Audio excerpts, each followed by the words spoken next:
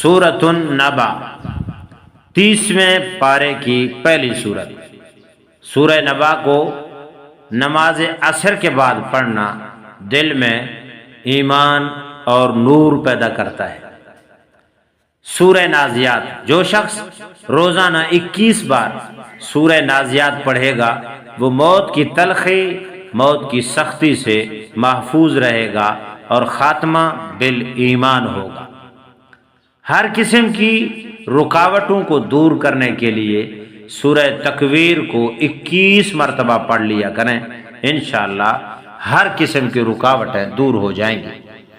سورۃ الانفطار، سحر اور جادو کسی مکان میں دفن ہو اور اس کا پتہ نہ چلتا ہو تو اس سورہ مبارکہ کو ایک بار پڑھ کر پانی پر دم کریں اور پورے مکان کی دیواروں پر چھڑکیں، انشاءاللہ خواب میں پتہ چل جائے گا۔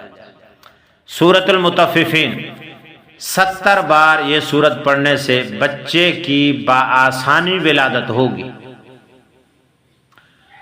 سورۃ الانشقاق، اگر کسی کو بچھو نے ڈنگ مار دیا اور زہر کے سبب تکلیف ہو رہی ہے تو یہ سورہ مبارکہ پڑھ کر دم کریں۔ سورۃ البروج، دشمن کے شر سے بچنے کے لیے 5 بار روزانہ پڑھیں۔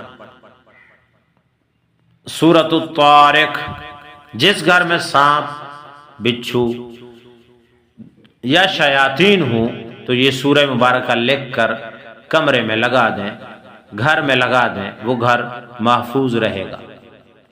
سورۃ الاعلی، بواسیر کے لیے روزانہ 1 بار پڑھ کر پینے سے مرض ختم ہو جاتا ہے۔